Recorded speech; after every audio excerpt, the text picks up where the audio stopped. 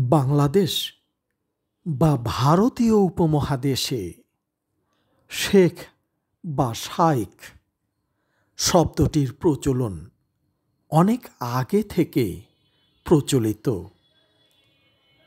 এটি একটি পদবি বা বংশীয় খেতাব হিসাবে ব্যবহার হয়ে আসছে।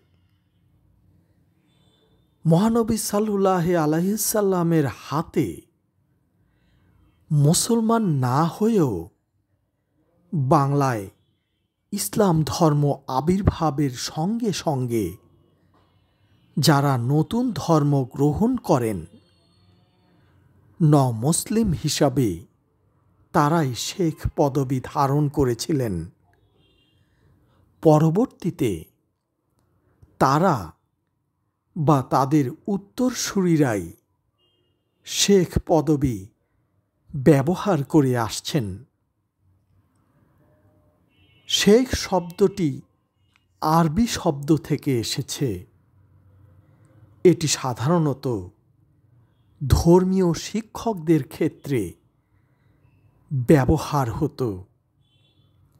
অনুরূপভাবে নারীদের ক্ষেত্রে শাইখা বা শেখা পদবি ব্যবহার হয়।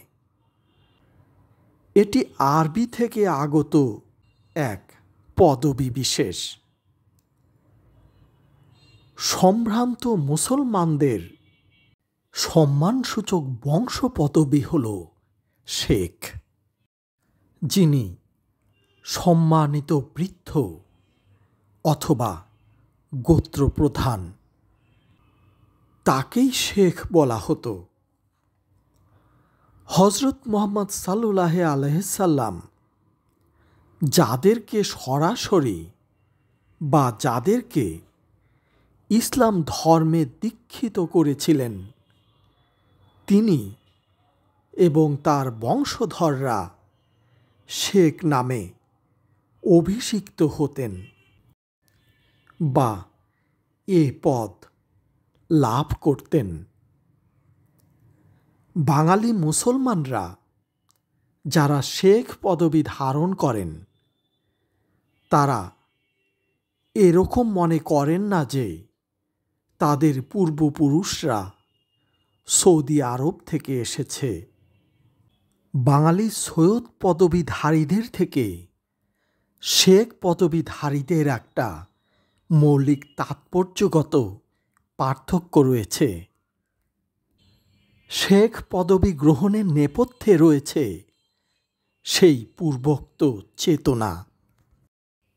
মহানবীর হাতে মুসলমান না হয়েও বাংলায় ইসলাম ধর্ম আবির্ভাবের সাথে সাথে যারা নতুন ধর্মকে গ্রহণ করে নেন তারাই মুসলমান হিসাবে প্রাচীন ও মধ্যযুগে শেখ পদবি ধারণ করেছিলেন।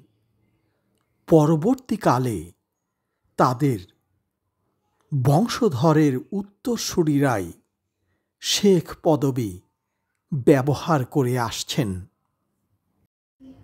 এমনিতেই অন্য ধর্মের মানুষের কাছে মুসলমান মানেই শেখ বা শেখ।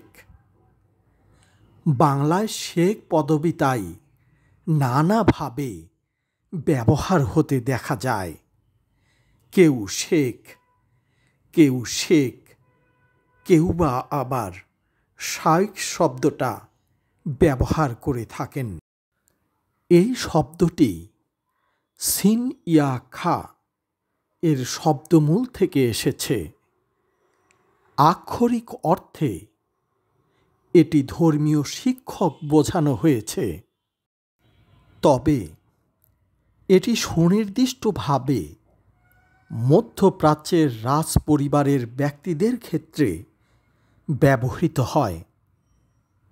আরবের গোত্রপ্রধানদের বা গোত্রগুলোর নেতাদের শাইখ বলে সম্বোধন করার রীতি প্রচলিত রয়েছে।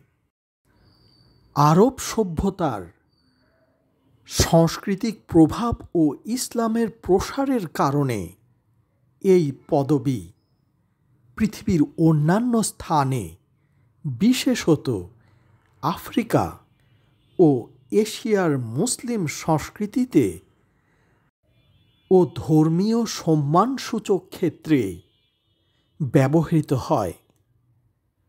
মুসলমানরা ধর্মীয় ক্ষেত্রে, ধার্মিক ব্যক্তির ক্ষেত্রে শাইখ শব্দটি ব্যবহার করেন, তবে আরবি শব্দ হিসাবে এর অন্যত্র ব্যবহার হয়। দ্রুজরা তাদের ধর্মীয় ব্যক্তিদের ক্ষেত্রে এই পদবি ব্যবহার করে থাকেন। একইভাবে আরব খ্রিস্টানরা তাদের উচ্চ মর্যাদা সম্পন্ন ব্যক্তিদের শাইখ বলে সম্বোধন করেন।